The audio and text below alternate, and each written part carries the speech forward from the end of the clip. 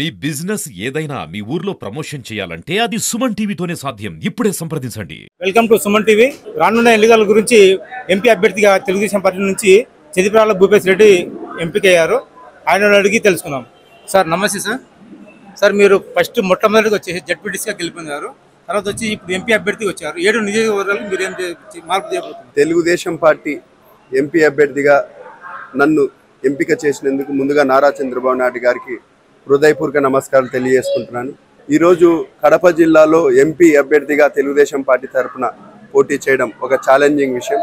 కానీ యువకుడిని ఉత్సాహవంతుడిని నన్ను ప్రోత్సహించి ఈరోజు నన్ను చంద్రబాబు నాయుడు గారు అభ్యర్థిగా ప్రకటించడం జరిగింది. నిజంగానే దీన్ని ప్రజాస్వామ్యంలో మనం ఏ విధంగా ప్రజలే ఓట్లేసి ప్రజలే దేవుళ్ళు కాబట్టి వాళ్ళకే ఈ ఎన్నికను వదిలేస్తున్నాం. ఖచ్చితంగా మార్పు రావాలా. గత 30 ఏళ్ళగా ఒకటే కుటుంబం ఎంపీ అభ్యర్థిగా పోటీ చేసి నిలబడి వాళ్ళ ఆధిపత్యాన్ని చూపిస్తూ ఉంది. కానీ ఈరోజు మార్పు రావాలని యువత కోరుకుంటుంది. కడప జిల్లా ప్రజానికం కూడా మార్పు రావాలని కోరుకుంటా ఉంది.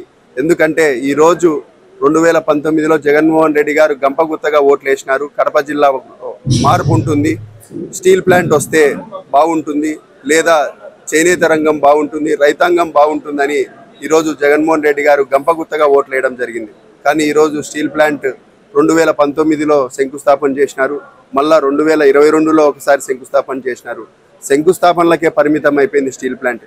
ఈరోజు రాయలసీమ వ్యాప్తంగా మరీ ముఖ్యంగా కడప జిల్లాలో అందరూ నిరుద్యోగం ఎక్కువ అయిపోయింది.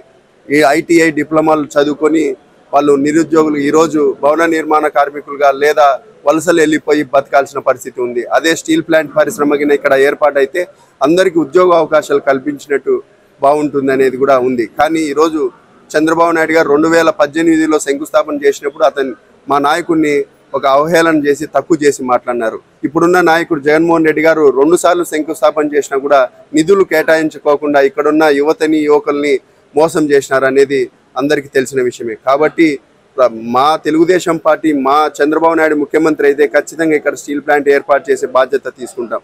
ఈరోజు మరీ ముఖ్యంగా రైతులకు 9 గంటల కరెంట్ అన్నారు, 9 గంటల కరెంటు కూడా ఇవ్వలేకపోతున్నారు. 7 గంటలు అన్నారు, 7 గంటలు కూడా ఇవ్వలేకపోతున్నారు. 4 గంటలు 3 గంటలు ఇస్తున్నారు.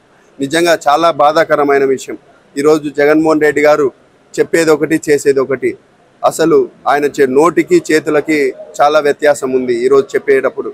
కాబట్టి ఖచ్చితంగా కడప పార్లమెంట్ అభ్యర్థిగా మీరందరూ కడప ప్రజానికం కానీ తెలుగుదేశం పార్టీ నాయకులు కార్యకర్తలు తెలుగుదేశం ఎన్డీఏ కూటమిలో ఉన్న అందరు పార్టీలు ఖచ్చితంగా నన్ను ఆశీర్వదిస్తారని కూడా కోరుకుంటున్నాను. ఈరోజు చంద్రబాబు నాయుడు పుదురుకు వచ్చారు. వైసీపీ నాయకులు ప్రోగ్రామ్ ఫెయిల్యూర్ అంటారు. దీని గురించి మీరేం చెప్పారు? వైసీపీ నాయకులు ఈరోజు పార్టీ ఏ విధంగా వాళ్ళ ప్రభుత్వం ఏ విధంగా ఫెయిల్యూర్ అయిందో ముందు వాళ్ళే గమనించుకోవాలా. బటన్ నొక్కుడు కార్యక్రమం తప్ప ఏ కార్యక్రమం లేదు.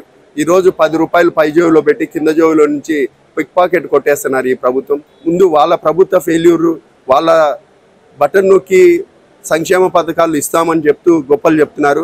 ఒక చేత్తో బటన్ నొక్కుతున్నారు, ఒక చేత్తో కరెంట్ బిల్లులు రాబడుతున్నారు, ఒక చేత్తో బస్ ఛార్జీలు, ఒక చేత్తో డీజిల్ పెట్రోల్ రేట్లు ఈరోజు ఏ విధంగా పక్క రాష్ట్రాలతో పోల్చుకుంటే ఏ విధంగా ఉన్నాయో ముందు వాళ్ళ ప్రభుత్వ ఫెయిల్యూర్ని వాళ్ళు గమనించుకోమనండి. రేపు రాబోతున్న రోజుల్లో మా పార్టీ కార్యక్రమాలు ఏ విధంగా విజయవంతమవుతున్నాయి. మిట్ట మధ్యాహ్నము నిన్న 11:30 నుంచి 1 గంట వరకు ఏ విధంగా ప్రజలు ఆడ ఎంత ఎండ ఉన్నా కూడా నిన్న ప్రోగ్రామ్ సక్సెస్ అయింది. ఇది వాళ్ళు ఏంటంటే ప్రతిపక్షాల మీద లేదా ఆరోపణలు చేయాలని లేదా విమర్శించాలని తప్ప నిన్న ప్రోగ్రామ్ గ్రాండ్ సక్సెస్ అయింది. చంద్రబాబు నాయుడు గారు కూడా సంతోషంగా వెళ్ళినారు నిన్న ప్రొద్దుటూరు నుంచి.